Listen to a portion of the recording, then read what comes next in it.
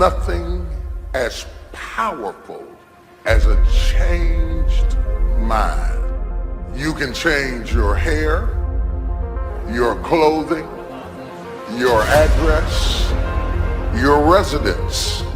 But if you don't change your mind, the same experience will perpetuate itself over and over again, because everything outwardly changed, but nothing inwardly changed.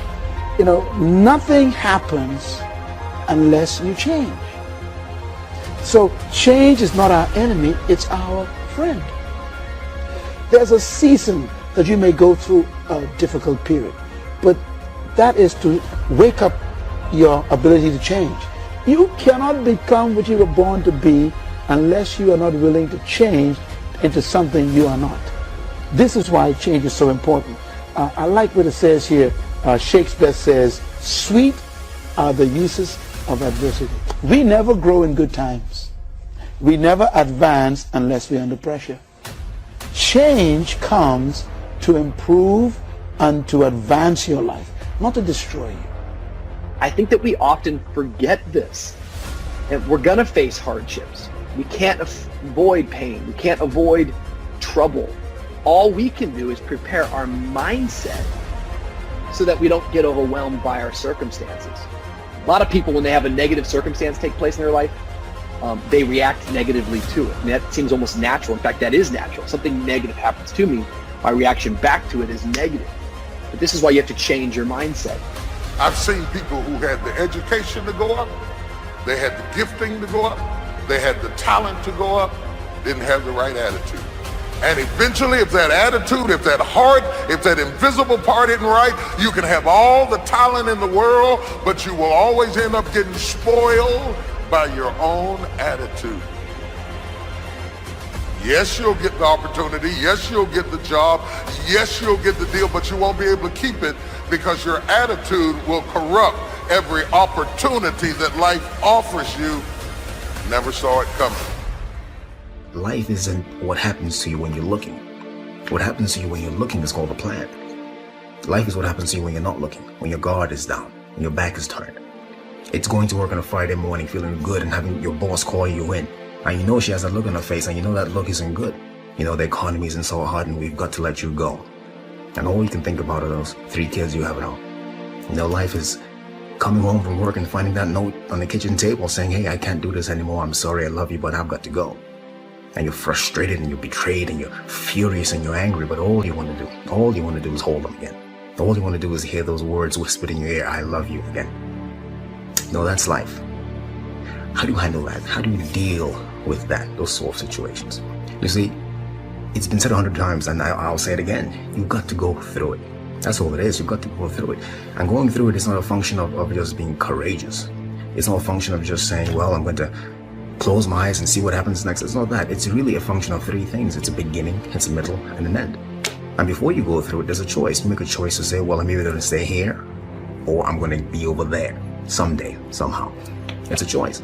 So going through it and thinking about these 3 steps, beginning, middle, and end, you know, you can really save yourself a lot of trouble, and you can discover something more about yourself. It's called life, and it's not personal. Stuff's going to happen. And if you make it to the 40-yard line, if you can make it to age 40, between 40 and 60, it begins to intensify. All kind of things happen. Between 40 and 60, my mother was diagnosed with breast cancer and finally died. Between 40 and 60, I was diagnosed with prostate cancer. Between 40 and 60, I went through a divorce from someone that I loved very much. Between 40 and 60, had a nationally syndicated talk show, highest rated, fastest canceled talk show in the history of television. Between 40 and 60, oh, life put a whooping on me. It ain't personal. It's called life. You know, I was homeless, man. I mean, you know, you're in a position where you're going, I got nowhere to go except up. I might as well keep hustling. I was in comedy. I just wasn't making nothing. All the money I was making, I was sending back home to my wife and kids. That didn't last long. She got tired of that real fast. But I couldn't go back to Cleveland because I wouldn't have enough money to drive back down south to perform. One time I drove to the house in Cleveland. I finally got enough money. I drove to the house in Cleveland and everybody was gone. I didn't see my kids for almost 2 years. They just left, boarded up the house. So next thing you know, I'm in the car. I lived there, but it taught me determination, man. I'm a really, really determined person. It also taught me that no matter what happens to you, it ain't over. I was determined to be something. As long as God wakes you up, that means he ain't through with you yet. There is nothing as powerful as a changed mind. The only way off of welfare is to change your default settings. The only way to get a good education is to change your default settings. As long as you're programmed with what you can't do and what you can't be and what you can't have, you will never get up. But I dare you to go into your phone booth like Clark Kent and spin around and come out Superman and say, wait a minute, I'm better than this. I'm getting ready to change my default setting. I will not let you abuse me. I will not stay. There is nothing as powerful as a changed mind. So the first thing you have to think about when you're going through something is very simple. It's, I'm not where I want to be, but I know I can get there. I have faith that I'm going to get where I want to be. So yeah, go through the grieving process. Grieve, accept that, say yes to that. You know, one day you look up and, you know, you're still in pain, you're still hurting, but you realize that, hey, it's not as bad as it was. It doesn't hurt as much as it did. And I'm going forward, I'm moving forward. And at some point you emerge, you get to the other side, and you know that, hey, I haven't forgotten, but the pain doesn't hold you captive anymore. You're not crippled by the emotion, by the experience. You're not living out of the past, out of your experiences of pain and defeat and betrayal. You're not living out of all that stuff. You're living in a new perspective. It's not what happens that determines the major part of your future. It's not what happens. What happens, happens to us all. The key is what you do about it. If you will start that process of change, do something different the next 90 days than you did the last 90 days, like picking up the books to read. Do something different, like the new health disciplines, relationship with your family, whatever it is, doesn't matter how small it is. If you'll start doing different things with the same circumstances, since we cannot change the circumstances, but we can change ourselves. We can change what we do.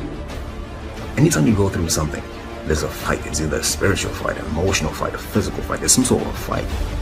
But the key to the whole thing of this fight is that the form is in the fight. That's the only thing you should take away from here today. The form is in the fight. What does that mean? It means that you don't get to become this interesting, dynamic, creative, courageous woman, amazing man, without going through something. Right? That's what the form is. The people who are formed are the people who you see them and they stand out to you because you know there's something about them. They figured something out about life. They're attractive to you. They're interesting to you. These people have form because they've gone through something. You know, so don't run away from the fight. Meaning, go through it. Don't be afraid to go through it. Get through it, because at the end of getting through it, I guarantee you there's at least one thing you discover about yourself. You discover that there's a version of you you haven't discovered yet. You don't even know exists yet. It's not that you might not mess up and do what you used to do. It's just that it's no longer your normal. And when it's no longer your normal, you will never go back to it like it used to have you. Because the moment you get out of the situation, you change back into who you're supposed to be. Y'all don't hear what I'm saying to you. Both the pig and the sheep can fall into the same mud, but the difference is in the default. The pig is defaulted to lack the mud. The sheep has a default that says, I don't belong in this mess. I might be in this mess, but I don't belong. I don't have to tell you things are bad. Everybody knows things are bad. It's a depression. Everybody's out of work or scared of losing their job. The dollar buys a nickel's worth. We know the air is unfit to breathe and our food is unfit to eat. We sit watching our TVs while some local newscaster tells us that today we had 15 homicides and 63 violent crimes, as if that's the way it's supposed to be. We know things are bad, worse than bad. don't want you to protest. I don't want you to riot. I don't want you to write to your congressman because I wouldn't know what to tell you to write. I don't know what to do about the depression and the inflations and the crime in the street. All I know is that first, you've got to say, I'm a human being. God damn it! My life has value.